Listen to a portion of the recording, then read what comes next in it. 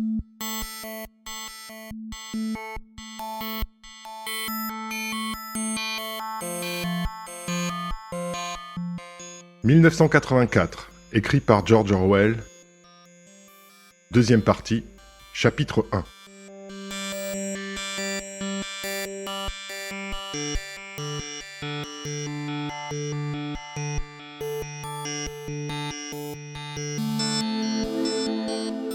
C'était le milieu de la matinée et Winston avait laissé sa cabine pour aller au lavabo. Une silhouette solitaire venait vers lui de l'extrémité du long couloir brillamment éclairé. C'était la fille aux cheveux noirs. 4 jours s'étaient passés depuis l'après-midi où il l'avait inopinément rencontrée devant le magasin d'antiquités. Lorsqu'elle fut près de lui, il vit qu'elle avait le bras droit en écharpe, mais l'écharpe ne se voyait pas de loin parce qu'elle était de la même couleur que sa combinaison. Sa main s'était probablement prise tandis qu'elle tournait autour de l'un des énormes kaléidoscopes sur lesquels s'obtenaient les brouillons des plans de romans. C'était un accident commun au commissariat aux romans. Ils étaient peut-être à 4 mètres l'un de l'autre quand la fille trébucha et tomba presque à plat sur le sol. La douleur lui arracha un cri aigu. Elle avait dû tomber en plein sur le bras blessé. Winston s'arrêta net. La fille s'était relevée sur ses genoux. Son visage avait pris une teinte jaunâtre de lait, sur laquelle tranchait la couleur de sa bouche, plus rouge que jamais. Ses yeux étaient fixés sur les siens avec une expression de prière qui paraissait traduire plus de frayeur que de souffrance. Le cœur de Winston fut remué d'une étrange émotion. Devant lui se trouvait un ennemi qui essayait de le tuer. Devant lui aussi était une créature humaine en détresse qui avait peut-être un os brisé. Déjà, il s'était instinctivement avancé pour l'aider. Quand il l'avait vu tomber sur son bras bandé, il avait cru sentir la douleur dans son propre corps. « Vous êtes blessé ?» demanda-t-il. « Ce n'est rien, mon bras. Cela ira mieux dans une seconde. » Elle parlait comme si elle avait eu des palpitations. Elle était assurément devenue très pâle. « Vous n'avez rien de cassé ?»« Non, je vais très bien. J'ai eu mal sur le moment, c'est tout. » Elle tendit vers lui sa main valide et il l'aida à se relever. Elle avait repris des couleurs et paraissait beaucoup mieux. « Ce n'est rien, répéta-t-elle brièvement. Je me suis simplement un peu foulé le poignet. Merci, camarade. » Sur ces mots, elle s'éloigna dans la direction qu'elle avait jusque-là suivie, aussi alerte que si réellement ce n'avait été rien. L'incident avait duré moins d'une demi-minute. Ne pas laisser les sentiments apparaître sur le visage était une habitude, qui était devenue un instinct, et, en tout cas, ils étaient debout juste devant le télécran quand l'incident avait eu lieu. Néanmoins, il avait été très difficile à Winston de ne pas trahir une surprise momentanée car, pendant les 2 ou 3 secondes qu'il avait employées à la relever, la fille lui avait glissé quelque chose dans la main. Il n'y avait pas à douter qu'elle ne l'ait fait intentionnellement. C'était quelque chose de petit et de plat. En passant la porte des lavabos, il le mit dans sa poche et le tâta du bout des doigts. C'était un bout de papier plié en 4. Pendant qu'il était debout devant l'urinoir, il s'arrangea pour le déplier avec ses doigts. Il y avait, sans doute, écrit dessus, un message quelconque. Il fut un moment tenté de rentrer dans un water et de le lire tout de suite. Mais il savait bien que cela aurait été une épouvantable folie. C'était l'endroit où on était le plus certain d'être continuellement surveillé par les télécrans. Il revint à sa cabine et, d'un geste désinvolte, jeta le fragment de papier parmi ceux qui se trouvaient sur le bureau. Puis il mit ses lunettes et, d'une secousse, rapprocha le télécran. 5 minutes, se dit-il. 5 minutes au bas mot. Son cœur battait dans sa poitrine avec un bruit effrayant. Heureusement, le travail qu'il avait en train était un travail de simple routine. C'était la rectification d'une longue liste de chiffres, qui ne nécessitait pas une attention soutenue. Quoique pût être ce qui était écrit sur le papier, cela devait avoir un sens politique. Autant que pouvait en juger Winston, il y avait 2 possibilités. L'une, la plus vraisemblable, était que la fille fût, comme il l'avait justement craint, un agent de la police de la pensée. Il ne comprenait pas pourquoi la police de la pensée choisissait une telle manière de délivrer ses messages, mais elle avait peut-être ses raisons. La chose écrite sur le papier pouvait être une menace, une convocation, un ordre de suicide ou un traquenard quelconque. Mais il y avait une autre possibilité plus folle qui lui faisait relever la tête, bien qu'il essayât, mais vainement, de n'y pas penser. C'était que le message ne vint pas de la police de la pensée, mais de quelque organisation clandestine. Peut-être la fraternité existait-elle après tout, peut-être la fille en faisait-elle partie. L'idée était sans aucun doute absurde, mais elle lui avait jailli dans l'esprit à l'instant même où il avait senti dans sa main le fragment de papier. Ce n'est que 2 minutes plus tard que l'autre explication, la plus vraisemblable, lui était venue à l'idée. Et même en cet instant, alors que son intelligence lui disait que le message représentait, signifiait la mort, il n'y croyait pas, et l'espoir déraisonnable persistait. Son cœur battait. Il arrivait difficilement à empêcher sa voix de trembler, tandis qu'il murmurait des chiffres au phonoscript. Il fit un rouleau de toute l'alias de son travail et la glissa dans le tube pneumatique. 8 minutes s'étaient écoulées. Il ajusta ses lunettes sur son nez, soupira et rapprocha de lui le paquet de travail suivant, sur lequel se trouvait le fragment de papier. Il le mit à plat. D'une écriture informe, ces mots étaient tracés. « Je vous aime ». Pendant quelques secondes, il fut trop abasourdi même pour jeter le papier incriminé dans le trou de mémoire. Quand il le fit, bien qu'il sût fort bien le danger de montrer trop d'intérêt, il ne put résister à la tentation de le lire encore, juste pour s'assurer qu'il l'avait bien lu. Durant le reste de la matinée, il lui fut très difficile de travailler. Cacher son agitation au télécran était plus difficile encore que de concentrer son attention sur une série de travaux minutieux. Il sentait comme du feu lui brûler les entrailles. Le déjeuner dans la cantine chaude, bondée de gens, pleine de bruit, fut un supplice. Il avait espéré être seul un moment pendant l'heure du déjeuner, mais la mauvaise chance voulut que cet imbécile de Parsons s'assit lourdement à côté de lui. L'odeur de sa sueur dominait presque l'odeur métallique du ragoût, et il déversa un flot de paroles au sujet des préparatifs faits pour la semaine de la haine. Il était particulièrement enthousiaste au sujet d'une reproduction en papier mâché de la tête de Big Brother, de 2 mètres de large. Elle était fabriquée pour l'occasion par la troupe d'espions à laquelle appartenait sa fille. L'irritant était que, dans le vacarme des voix, Winston pouvait à peine entendre ce que disait Parsons et devait constamment lui demander de répéter quelques sottes remarques. Il entrevit une fois seulement la fille qui se trouvait assise à une table, avec 2 autres filles semblables, à l'autre bout de la salle. Elle ne parut pas l'avoir vue, et il ne regarda pas dans sa direction. L'après-midi fut plus supportable. Immédiatement après le déjeuner, il lui arriva un travail difficile et délicat, qui l'occupa plusieurs heures, et pour lequel il dut mettre de côté tout le reste. Il consistait à falsifier une série d'exposés sur la production d'il y avait 2 ans, de façon à jeter le discrédit sur un membre éminent du parti intérieur, qui était actuellement en disgrâce. C'était un genre de travail dans lequel il était bon, et pendant plus de 2 heures, il réussit à chasser complètement la fille de sa pensée. Puis, le souvenir de son visage lui revint, et avec lui, un désir lancinant, intolérable d'être seul. La soirée était une de celles qu'il passait au centre communautaire.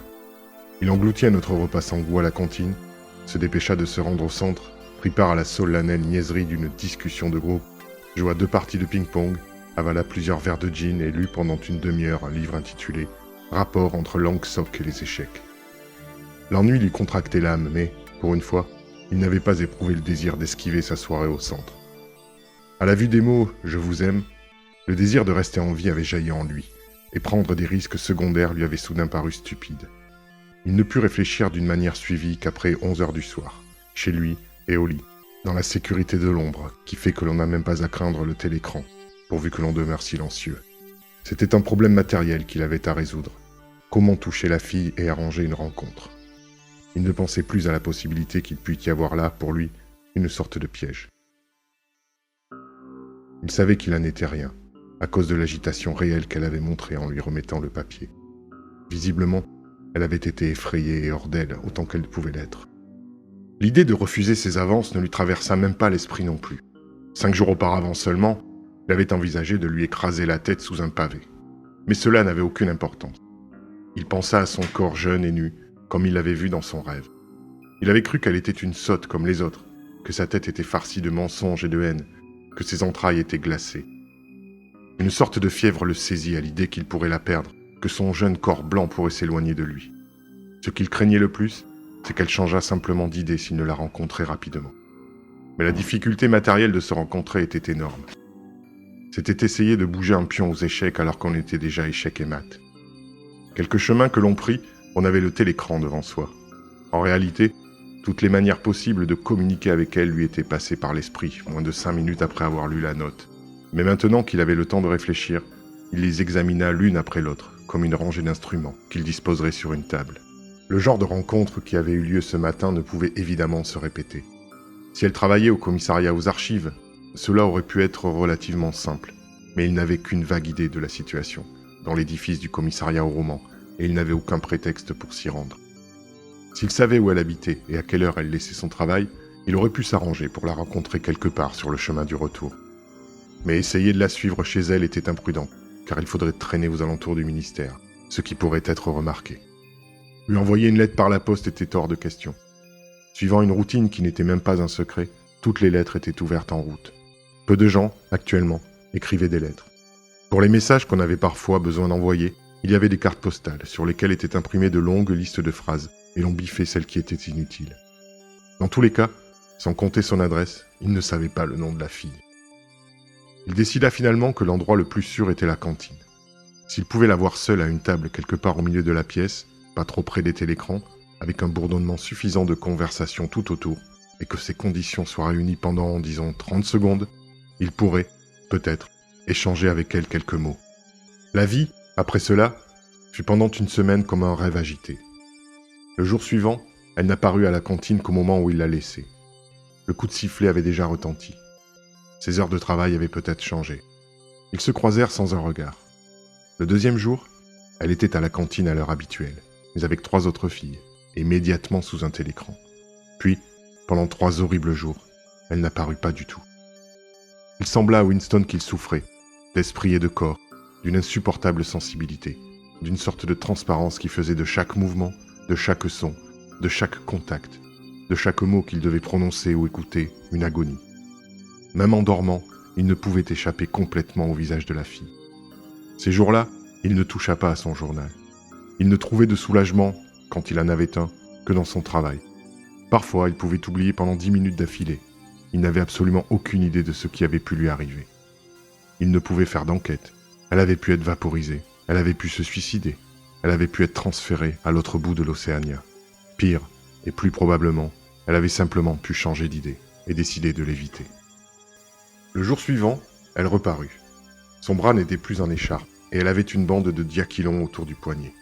Le soulagement qu'il éprouva à la voir fut si grand qu'il ne put s'empêcher de la regarder en face pendant plusieurs secondes. Le lendemain, il réussit presque à lui parler.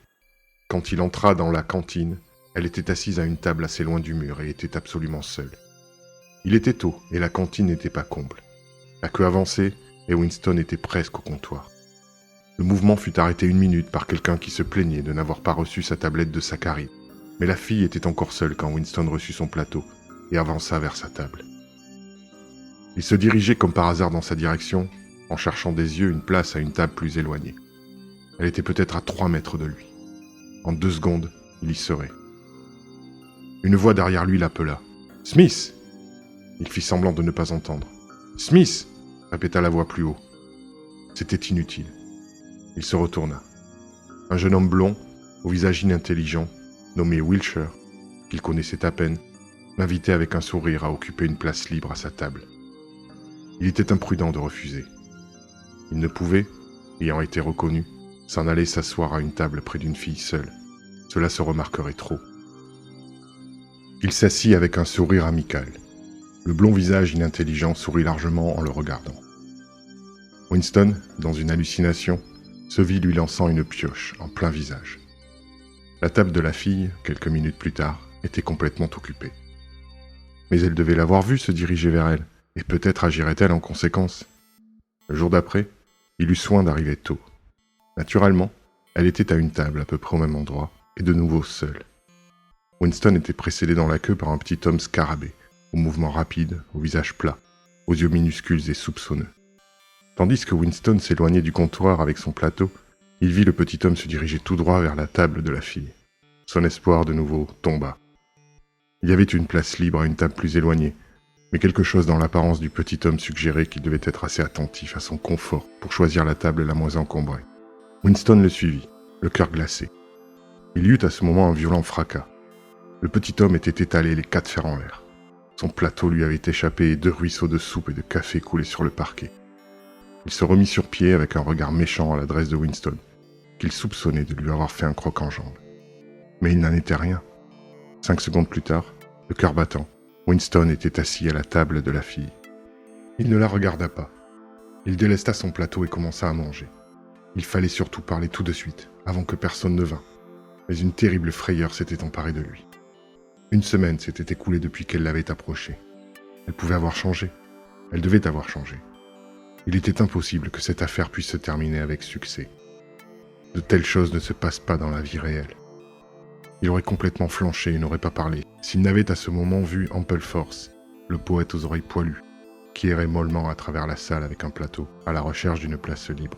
Ampleforth, à sa manière vague, était attaché à Winston, et s'assiérait certainement à sa table s'il l'apercevait. Il restait peut-être 1 minute pour agir. Winston et la fille mangeaient tous deux sans broncher. La substance qu'ils avalaient était un ragoût clair, plutôt une soupe, de haricots. Winston se mit à murmurer tout bas. Aucun d'eux ne leva les yeux. Ils portaient régulièrement à leur bouche des cuillerées de substance liquide et, entre 2 cuillerées, échangeaient les quelques mots nécessaires d'une voix basse et inexpressive. « À quelle heure laissez-vous le travail ?»« À 6h30. »« Où pouvons-nous nous rencontrer ?»« Au square de la Victoire, près du monument. »« Il y a plein de télécrans. »« Cela n'a pas d'importance s'il y a foule. Me ferez-vous un signe ? » ?»« Non. Ne vous approchez de moi que lorsque vous me verrez parmi un tas de gens. Et ne me regardez pas. Tenez-vous seulement près de moi. »« À quelle heure ? » ?»« À 7h. » « Entendu. » Ampleforth ne vit pas Winston et s'assit à une autre table. Ils ne parlèrent plus et, autant que cela était possible à 2 personnes assises en face l'une de l'autre à la même table, ils ne se regardèrent pas. La fille termina rapidement son repas et s'en alla, tandis que Winston restait pour fumer une cigarette.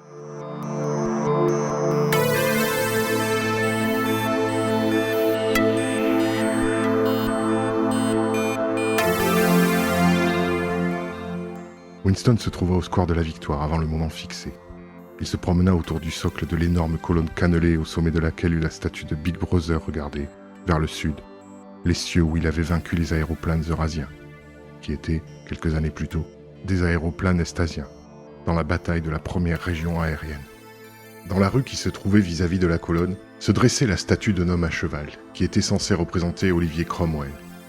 5 minutes après l'heure fixée, la fille n'était pas encore arrivée. L'angoisse terrible s'empara de nouveau de Winston. Elle ne venait pas. Elle avait changé d'idée. Il se dirigea lentement vers le côté nord du square et éprouva un vague plaisir à identifier l'église Saint-Martin, dont les cloches, quand elle en avait, avaient carillonné « Tu me dois 3 farthings ». Il vit alors la fille debout au pied du monument de Big Brother. Elle lisait, ou faisait semblant de lire, une affiche qui s'élevait en spirale autour de la colonne. Il n'était pas prudent de se rapprocher d'elle tant qu'il n'y aurait pas plus de gens réunis. Tout autour du fronton, il y avait des télécrans. Un vacarme de voix se fit entendre et il y eut, quelque part sur la gauche, un démarrage de lourds véhicules. Tout le monde se mit soudain à courir à travers le square. La fille coupa lestement autour des lions qui étaient à la base du monument et se joignit à la foule qui se précipitait. Winston suivit. Pendant qu'il courait, quelques remarques jetées à haute voix lui firent comprendre qu'un convoi de prisonniers eurasiens passait.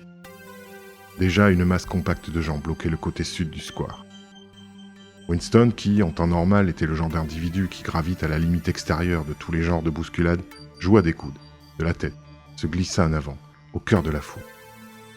Il fut bientôt à une longueur de bras de la fille, mais le chemin était fermé par un prolétaire énorme et par une femme presque aussi énorme que lui, probablement sa femme, qui paraissait former un mur de chair impénétrable.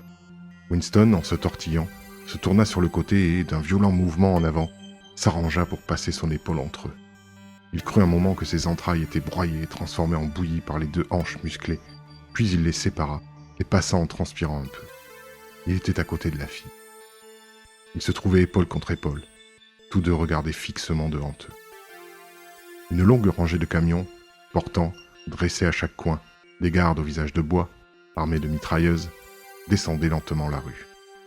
Dans les camions, de petits hommes jaunes, vêtus d'uniformes verdâtres usés, étaient accroupis, serrés les uns contre les autres.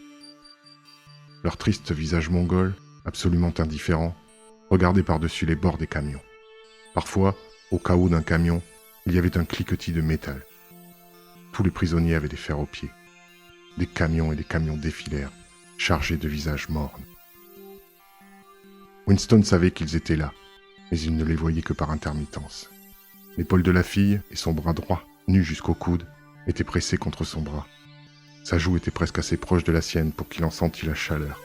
Elle avait immédiatement pris en charge la situation, exactement comme elle l'avait fait à la cantine. Elle se mit à parler de la même voix sans expression, les lèvres bougeant à peine, d'un simple murmure aisément noyé dans le vacarme des voix et le fracas des camions qui roulaient. « M'entendez-vous ? Oui. Pouvez-vous vous rendre libre dimanche après-midi ? Oui. Alors, écoutez-moi bien. Vous aurez à vous rappeler ceci. Allez à la gare de Paddington. » Avec une précision militaire qui étonna Winston, Elle lui indiqua la route qu'il devait suivre. Un trajet en chemin de fer d'1 demi-heure. Au sortir de la station, tourner à gauche. Marcher sur la route pendant 2 kilomètres.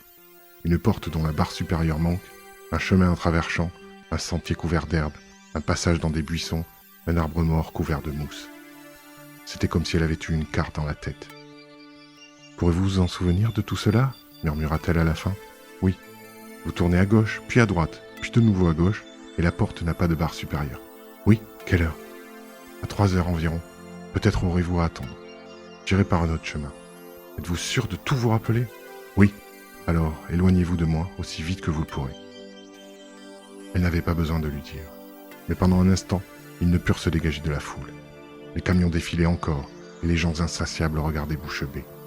Il y avait eu au début quelques huées et quelques coups de sifflet, mais ils venaient de membres du parti qui étaient dans la foule, et s'étaient bientôt arrêtés. Le sentiment qui dominait était une simple curiosité. Les étrangers, qu'ils fussent eurasiens ou westasiens, étaient comme des animaux inconnus. On ne les voyait littéralement jamais, si ce n'était sous l'aspect de prisonniers, et même alors, on n'en avait jamais qu'une vision fugitive. Personne ne savait non plus ce qu'il advenait d'eux. On ne connaissait que le sort de ceux qui étaient pendus comme criminels de guerre. Les autres disparaissaient simplement. Ils étaient probablement envoyés dans des camps de travail. Au rond visage mongol avait succédé des visages d'un type plus européen, sales, couverts de barbe et épuisés. Au-dessus de pommettes broussailleuses, les yeux plongeaient leur éclair dans ceux de Winston, parfois avec une étrange intensité, puis se détournaient. Le convoi tirait à sa fin. Dans le dernier camion, Winston put voir un homme âgé, au visage recouvert d'une masse de poils gris, qui se tenait debout, les mains croisées en avant, comme s'il était habitué à les avoir attachées. Il était presque temps que Winston et la fille se séparent. Mais au dernier moment, pendant qu'ils étaient encore cernés par la foule, la main de la fille chercha celle de Winston et la pressa rapidement. Cela ne dura pas 10 secondes, et cependant, il sembla à Winston que leurs mains étaient restées longtemps jointes. Il eut le temps d'étudier tous les détails de sa main. Il explora les doigts longs, les ongles bombés, les paumes durcies par le travail avec ses lignes calleuses et la chair lisse sous le poignet. Pour l'avoir simplement touchée, il pourrait la reconnaître en la voyant. Il pensa au même instant qu'il ne connaissait pas la couleur des yeux de la fille. Ils étaient probablement bruns, mais les gens qui ont des cheveux noirs ont parfois les yeux bleus. Tourner la tête et la regarder eût été une inconcevable folie. Les mains nouées l'une à l'autre, invisibles parmi les corps serrés, ils regardaient droit devant eux. Et ce furent, au lieu des yeux de la fille, les yeux du prisonnier âgé qui, enfoui dans un nid de poils, se fixèrent lugubres sur Winston.